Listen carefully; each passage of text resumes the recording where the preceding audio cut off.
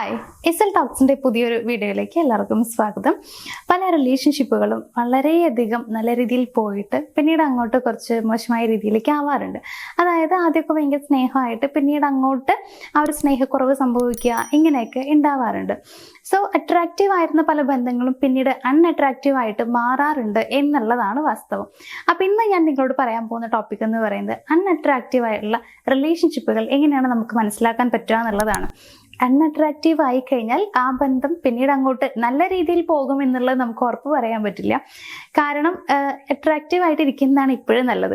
മാത്രമല്ല, ഇങ്ങനെയുള്ളവരെ കണ്ടാലും നമുക്ക് തിരിച്ചറിയാൻ പറ്റും. അതായത് ഈ ഒരു റിലേഷൻഷിപ്പ് അല്ലെങ്കിൽ ഈ ഒരു കപ്പിൾ എന്ന് പറയുന്നത് കുറച്ച് അൺഅട്രാക്റ്റീവ് ആണ് എന്നുള്ളത് പൊതുവെ പുറമേ കാണുന്നവർക്ക് കൂടി അറിയാനായിട്ട് പറ്റും എന്നുള്ളതാണ്. സോ അൺഅട്രാക്റ്റീവ് ആയ റിലേഷൻഷിപ്പുകൾ എങ്ങനെ നമുക്ക് മനസ്സിലാക്കാൻ പറ്റും എന്നുള്ളത് പറയാം. ഒന്നാമത്തെ പോയിന്റ് എന്ന് പറയുന്നത് മറ്റൊന്നുമില്ല, ഒരു റിലേഷൻഷിപ്പ് എന്ന് പറയുമ്പോൾ രണ്ടുപേരും ഒരേ രീതിയിൽ എഫേർട്ട് എടുക്കണം എന്നുള്ളത് നമുക്കറിയാം. അതായത് രണ്ടുപേരും ആ ഒരു റിലേഷൻഷിപ്പ് മെയിൻറ്റെയിൻ ചെയ്ത് കൊണ്ടുപോകാൻ വേണ്ടിയിട്ട് എഫേർട്ട് എടുക്കുക, മുൻകൈ എടുക്കുക, ഇതൊക്കെ അത്യാവശ്യമായിട്ടുള്ള കാര്യമാണ്. അങ്ങനെയാണെങ്കിൽ മാത്രമാണ് ആ ബന്ധം നന്നായി പോവുള്ളൂ. ഇത് ഒരാൾ മാത്രം എപ്പോഴും എഫേർട്ട് എടുക്കുന്നുണ്ട്, ഏതൊരു കാര്യം ചെയ്യാനും മുൻകൈ എടുക്കുന്നുണ്ട് എന്നുണ്ടെങ്കിൽ കുറച്ചുകൂടി കഴിയുമ്പോഴത്തേക്കും ആ ആൾക്ക് ഫീൽ ചെയ്യും, ഓ ഇത് ഞാൻ മാത്രമാണല്ലോ ചെയ്യുന്നത്. അപ്പൊ ഇവർക്ക്, അതായത് നമ്മുടെ ഓപ്പോസിറ്റ് നിൽക്കുന്ന ആൾക്ക് വലിയ രീതിയിലുള്ള താല്പര്യമൊന്നും കാണുന്നില്ലല്ലോ, അപ്പൊ എന്തുകൊണ്ടാണ് അതങ്ങനെ ഉണ്ടാവുക? അപ്പൊ പിന്നെ ഈ റിലേഷൻഷിപ്പ് മുന്നോട്ട് പോയിട്ട് കാര്യമുണ്ടോ? ഇങ്ങനെയുള്ള രീതിയിലൊക്കെ ചിന്തിച്ച് തുടങ്ങും എന്നുള്ളതാണ്. അപ്പൊ അങ്ങനെയാകുമ്പോൾ ബന്ധം മുന്നോട്ട് പോകാനുള്ള സാധ്യത കുറവാണ്. അപ്പോൾ രണ്ടുപേരും ഒരേ രീതിയിൽ എഫേർട്ട് എടുക്കണം എന്നുള്ളതാണ് ഏറ്റവും ഇമ്പോർട്ടൻ്റ് ആയിട്ടുള്ള കാര്യം. അതല്ല എന്നുണ്ടെങ്കിൽ ആ റിലേഷൻഷിപ്പ് അൺഅട്രാക്റ്റീവ് ആയിട്ട് തന്നെ മാറും, അല്ലെങ്കിൽ അത് ഫീൽ ചെയ്യും എന്നുള്ളതിൽ യാതൊരു സംശയത്തിന്റെയും ആവശ്യമില്ല. ഇനി സെക്കൻഡ് പോയിന്റ് എന്ന് പറയുന്നത് ക്വാളിറ്റി ടൈം സ്പെൻഡ് ചെയ്യാതിരിക്കുമ്പോൾ ആ റിലേഷൻഷിപ്പ് അൺഅട്രാക്റ്റീവ് ആയിട്ട് മാറാം എന്നുള്ളതാണ്. നമുക്ക് എല്ലാവർക്കും അറിയാം, കമ്മ്യൂണിക്കേഷൻ ആണ് ഏതൊരു ബന്ധത്തിന്റെയും അടിസ്ഥാന ഘടകം എന്ന് പറയുന്നത്. അപ്പോൾ ഈ ഒരു കമ്മ്യൂണിക്കേഷൻ കുറഞ്ഞു പോയി കഴിഞ്ഞാൽ പിന്നീട് ആളുകൾ തമ്മിൽ പരസ്പരം ഓരോ കാര്യങ്ങൾ ഷെയർ ചെയ്യുന്നതൊക്കെ കുറഞ്ഞു പോകാനുള്ള സാധ്യതയുണ്ട്. അങ്ങനെ ആവുമ്പോൾ അവർക്ക് കൃത്യമായ കാര്യങ്ങളൊന്നും പറയാൻ പറ്റാതിരിക്കുക, തൻ്റെ ഫീലിങ്സ് എക്സ്പ്രസ് ചെയ്യാൻ പറ്റാതിരിക്കുക, പലതും മനസ്സിൽ തന്നെ വെക്കേണ്ടി വരിക, ഹൈഡ് ചെയ്യേണ്ടി വരിക, ഇങ്ങനെയുള്ള കുറേ സിറ്റുവേഷൻസിലൂടെ ആ ആൾ കടന്നു പോകുന്നു എന്നുള്ളതാണ്. അപ്പോൾ ഏതൊരു ബന്ധത്തിലും കമ്മ്യൂണിക്കേഷൻ അത്യാവശ്യമാണെന്നുള്ളത് നമുക്കറിയാം. കമ്മ്യൂണിക്കേഷൻ ഉണ്ടെങ്കിൽ മാത്രമാണ് പരസ്പരമുള്ള സ്നേഹം കൂടുന്നത്. അതായത് പരസ്പരം മനസ്സിലാക്കാൻ പറ്റുക, അതിലൂടെ സ്നേഹം കൂടുക, ദെൻ പിന്നീട് ആ ഒരാളെ നമ്മൾ മിസ് ചെയ്യുക, ഇങ്ങനെയൊക്കെ വരണം എന്നുണ്ടെങ്കിൽ അതിന് ഏറ്റവും ബേസിക് ആയിട്ട് വേണ്ടത് പരസ്പരം ആശയവിനിമയം നടത്തുക എന്നുള്ളതാണ്. അപ്പോൾ ക്വാളിറ്റി ടൈം സ്പെൻഡ് ചെയ്യുന്നില്ല എന്നുണ്ടെങ്കിൽ ഇവിടെ കമ്മ്യൂണിക്കേഷൻ നടക്കുന്നുണ്ടോ? ഇല്ല. കമ്മ്യൂണിക്കേഷൻ നടക്കുന്നില്ലെങ്കിൽ എങ്ങനെയാണ് പരസ്പരം സ്നേഹിക്കുക, മനസ്സിലാക്കുക? അപ്പോൾ രണ്ടുപേരും വ്യത്യസ്തമായിട്ടുള്ള വ്യക്തികളെ പോലെയാണ് ഉണ്ടാവുക.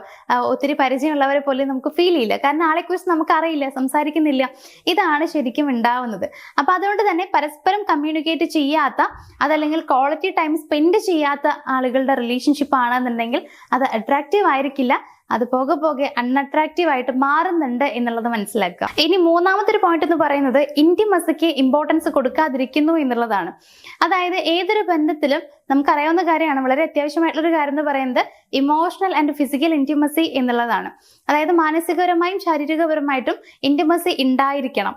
ഇപ്പോൾ ഒരു വിഷമം ഉണ്ടാവുന്ന സമയത്ത് നമ്മളുടെ കൂടെ അവരുണ്ടാവണം, അല്ലെങ്കിൽ അവരുടെ പ്രസൻസ് നമ്മളുടെ കൂടെ ഇല്ലെങ്കിൽ കൂടി മാനസികപരമായി അവർ നമ്മളുടെ അടുത്തുള്ളതായിട്ട് നമുക്ക് ഫീൽ ചെയ്യണം എന്നുള്ളതാണ്. അതിന് വേണ്ടിയിട്ട് സംസാരിക്കുക, നമുക്ക് ഒരു വിഷമം ഉണ്ടാകുന്ന സമയത്ത് ആൾ നമ്മളെ സപ്പോർട്ട് ചെയ്യുക, ഇതൊക്കെ അത്യാവശ്യമായിട്ടുള്ള കാര്യമാണ്. അപ്പോൾ ഏതൊരു സിറ്റുവേഷനിലാണെങ്കിലും ആ ഒരു ഇന്റിമസി എപ്പോഴും കീപ്പ് ചെയ്യാനായിട്ട് ശ്രദ്ധിക്കണം ഏതൊരു ബന്ധമാണ് എന്നുണ്ടെങ്കിലും. അതേപോലെ തന്നെയാണ് ഫിസിക്കൽ ഇന്റിമസി എന്ന് പറയുന്നത്. യഥാർത്ഥമായി സ്നേഹിക്കുന്ന ആളുകളാണ് എന്നുണ്ടെങ്കിൽ അവർ തമ്മിൽ ഫിസിക്കൽ ഇന്റിമസിയും തോന്നും. അതായത് ഒരു ഇമോഷണൽ കണക്ഷനും ഈ ഒരു ഇമോഷണൽ ഇന്റിമസി ഒക്കെ വന്നു കഴിയുമ്പോൾ സ്വാഭാവികമായിട്ടും അവർക്കിടയിൽ ഫിസിക്കൽ ഇന്റിമസിയും ഫീൽ ചെയ്യും എന്നുള്ളതാണ്. അങ്ങനെയാണെങ്കിൽ മാത്രമാണ് യഥാർത്ഥമായ റിലേഷൻഷിപ്പ് ഉണ്ടാവുകയുള്ളൂ, അത് മുന്നോട്ട് പോവുകയുള്ളൂ. അപ്പൊ ഈ ഒരു ഇന്റിമസിക്ക് വലിയ രീതിയിലുള്ള പ്രാധാന്യമൊന്നും പല ബന്ധങ്ങളിലും കൊടുക്കാറില്ല. അതായത് ഇമോഷണൽ കണക്ഷൻ വലിയ രീതിയിൽ വേണ്ട, ഫിസിക്കൽ ഇന്റിമസി വേണ്ട, ഇങ്ങനെ വിചാരിക്കുന്നവരുണ്ട്. അപ്പൊ ആ റിലേഷൻഷിപ്പുകൾ എന്ന് പറയുന്നത് തീരെ അട്രാക്റ്റീവ് അല്ലാത്ത ബന്ധങ്ങൾ തന്നെയാണ്. അതങ്ങനെ മാറിക്കൊണ്ടിരിക്കുന്നു എന്നുള്ളതാണ്. അപ്പൊ അങ്ങനെയുള്ള ബന്ധത്തിൽ ഒരാളും നിൽക്കില്ല. അപ്പൊ മേ ബി അതിലുള്ള ആളുകളൊക്കെ മറ്റു പലരെയും സ്നേഹിക്കാൻ തുടങ്ങിയിട്ടുണ്ടായിരിക്കാം. അതായത് മറ്റു പല റിലേഷൻഷിപ്പിലേക്ക് പോകാനുള്ള സാധ്യതയൊക്കെ ഉണ്ട് എന്നുള്ളതാണ്. കാരണം എന്താണെന്ന് വെച്ച് കഴിഞ്ഞാൽ അവിടെ സ്നേഹം ഉണ്ടാവുന്നില്ല, ഇന്റിമസിക്ക് പ്രാധാന്യമില്ല എന്നുള്ളതാണ്. അപ്പോൾ ഇന്റിമസി ഇല്ല എന്നുണ്ടെങ്കിൽ അട്രാക്റ്റീവ് ആവില്ല എന്നുള്ളത് മനസ്സിലാക്കുക. ഇനി നാലാമത്തെ ഒരു കാര്യം എന്ന് പറയുമ്പോൾ, അവരുടെ കൂടെ ഇരിക്കുന്ന സമയത്ത് നിങ്ങൾക്ക് മേ ബി ഒരു ശൂന്യത ഫീൽ ചെയ്യുന്നുണ്ടായിരിക്കും. അതായത് ആള് നമ്മുടെ കൂടെ ഉണ്ട്, പക്ഷെ എന്നാൽ കൂടെ ഇല്ലാത്തതുപോലെ, മാനസികപരമായ ആൾ അടുപ്പം ഇല്ലാത്തതുപോലെയൊക്കെ നമുക്ക് ഫീൽ ചെയ്യും. ബന്ധത്തിലാണോ എന്ന് ചോദിച്ചു കഴിഞ്ഞാൽ ഓഫ് നമ്മൾ റിലേഷൻഷിപ്പിലാണ്, പക്ഷെ ആ ഒരാളുടെ കൂടെ നമുക്ക് ഇരിക്കാൻ പറ്റുന്നില്ല, അല്ലെങ്കിൽ ആളോട് സംസാരിക്കാൻ പറ്റുന്നില്ല. ആണോ അല്ലേ എന്നുള്ളത് കൃത്യമായൊരു ആൻസർ, ആണ് എന്നൊരു ആൻസർ ഉണ്ടെങ്കിലും നമുക്ക് കൺഫ്യൂഷനാണ്. അയ്യോ ശരിക്കും അങ്ങനെയാണ്, സ്ഥാനം കൊണ്ട് ഞാൻ അവരെ സ്നേഹിക്കുന്നുണ്ട്, അവരുടെ പ്രണയിനിയാണ്, അല്ലെങ്കിൽ നമ്മൾ പ്രണയിക്കുന്ന പേഴ്സൺ ആണ്, എന്നാൽ പ്രവൃത്തിയിൽ അത് കാണുന്നില്ല എന്നുള്ളത് വരും. അപ്പോൾ ഒരു കൺഫ്യൂഷൻ അവിടെ ഉണ്ടാവുക, എന്താണ് യഥാർത്ഥത്തിൽ ഞങ്ങളുടെ റിലേഷൻഷിപ്പിന്റെ പോക്ക് എന്നുള്ള ഒരു സംശയം ഉണ്ടാകും എന്നുള്ളതാണ്. അതായത് നിങ്ങൾക്ക് കൃത്യമായിട്ട് ഇപ്പോഴും മനസ്സിലാകുന്നില്ല നിങ്ങളുടെ റിലേഷൻഷിപ്പ് എങ്ങോട്ട് പോകുന്നു, അല്ലെങ്കിൽ അതിന്റെ അവസ്ഥ എന്താണ് എന്നുള്ളത് മനസ്സിലാക്കാൻ പറ്റില്ല. ഒരു ശൂന്യത നിങ്ങൾക്ക് ഫീൽ ചെയ്യും. മേ ബി മുമ്പ് അങ്ങനെ ആവണം എന്നൊന്നുമില്ല കേട്ടോ. ആദ്യമൊക്കെ നിങ്ങൾ തമ്മിൽ ഭയങ്കര സ്നേഹമായിരിക്കാം, കുറെ കാര്യങ്ങൾ സംസാരിച്ചിട്ടുണ്ടാവും, രണ്ടുപേരും ഇരിക്കുമ്പോൾ ഭയങ്കര ഫണ്ണായിരിക്കാം, അത്യാവശ്യം നല്ല രീതിയിൽ വളരെ കളിയും ചിരിയും രസവും ഒക്കെ ആയിട്ട് പോയിട്ടുള്ള ബന്ധമായിരിക്കാം. പക്ഷെ ഇപ്പൊ അതൊക്കെ മാറി കഴിഞ്ഞിരിക്കുന്നു എന്നുണ്ടെങ്കിൽ അതിന്റെ അർത്ഥം എന്ന് പറയുന്നത് അട്രാക്റ്റീവ് ആയിരുന്ന ഒരു റിലേഷൻഷിപ്പ് ഇപ്പോൾ അൺഅട്രാക്റ്റീവ് ആയിട്ട് മാറിക്കൊണ്ടിരിക്കുന്നു എന്നുള്ളതാണ്. അങ്ങനെ വരാൻ ഒരു അവസ്ഥ ഉണ്ടാക്കാതിരിക്കുക. അപ്പൊ ഇത്രയും കാര്യങ്ങളൊക്കെയാണ് ശരിക്കും ഒരു റിലേഷൻഷിപ്പ് അൺഅട്രാക്റ്റീവ് ആണെന്നുള്ളത് മനസ്സിലാക്കാൻ പറ്റുന്നതെന്ന് പറയുന്നത്. ഇതിനപ്പുറത്തേക്ക് കുറെ ഉണ്ട് കേട്ടോ. ഭാവിയെക്കുറിച്ച് രണ്ടുപേരും ചിന്തിക്കാതിരിക്കുന്നത്, അതേപോലെ തന്നെ എപ്പോഴും കണ്ടിന്യൂസ് ആയിട്ട് വിമർശനങ്ങൾ മാത്രമാണ്, കുറ്റപ്പെടുത്തലുകൾ മാത്രമാണ് ഉണ്ടാവുന്നത്. ഇങ്ങനെയൊക്കെ ഉണ്ടാവുന്നുണ്ടെങ്കിൽ അതിന്റെയൊക്കെ അർത്ഥം എന്ന് പറയുന്നത് ആ റിലേഷൻഷിപ്പ് അട്രാക്റ്റീവ് അല്ലാതെ മാറിക്കൊണ്ടിരിക്കുന്നു, അല്ലെങ്കിൽ അങ്ങനെ ആയി മാറിയിരിക്കുന്നു എന്നുള്ളതാണ്. അപ്പൊ നിങ്ങൾ തന്നെ മനസ്സിലാക്കുക, നിങ്ങളുടെ റിലേഷൻഷിപ്പ് ഇപ്പോഴും അട്രാക്റ്റീവ് തന്നെയാണോ, അതല്ലെങ്കിൽ അൺഅട്രാക്റ്റീവ് ആയിട്ട് മാറുന്നുണ്ടോ എന്നുള്ളത്. അതായത് പുറമേ കാണുന്നവർക്ക് നിങ്ങളുടെ റിലേഷൻഷിപ്പ് അൺഅട്രാക്റ്റീവ് ആയിട്ട് ഫീൽ ഉണ്ടെങ്കിൽ, അതായത് അങ്ങനെ ഫീൽ ചെയ്യാനുള്ള കാരണങ്ങൾ എന്ന് പറയുന്നത് ഇതൊക്കെയാണ്. ഇതൊക്കെ സംഭവിക്കുന്നുണ്ടെങ്കിൽ നിങ്ങൾക്കിടയിൽ തന്നെ ഒരു ഇഷ്ടക്കുറവും കാര്യങ്ങളും വരും. നിങ്ങളുടെ റിലേഷൻഷിപ്പ് നിങ്ങൾക്ക് തന്നെ അട്രാക്റ്റീവ് അല്ലാതെ ഫീൽ ചെയ്യും, നിങ്ങളുടെ ചുറ്റുമുള്ളവർക്കും അത് ഫീൽ ചെയ്യും എന്നുള്ളതാണ്. അപ്പോൾ നമ്മളാണ് നമ്മുടെ റിലേഷൻഷിപ്പ് ഏറ്റവും നല്ല രീതിയിൽ മുന്നോട്ട് കൊണ്ടുപോകേണ്ടത്. നിങ്ങളുടെ ബന്ധം എന്ന് പറയുമ്പോൾ നിങ്ങളും നിങ്ങളുടെ പാർട്ട്ണർ, അതായത് നിങ്ങളുടെ ഓപ്പോസിറ്റ് നിൽക്കുന്ന ആളും ഉള്ളതാണ്, നിങ്ങൾ രണ്ടുപേരും ഉള്ളതാണ് നിങ്ങളുടെ റിലേഷൻഷിപ്പ് എന്ന് പറയുന്നത്.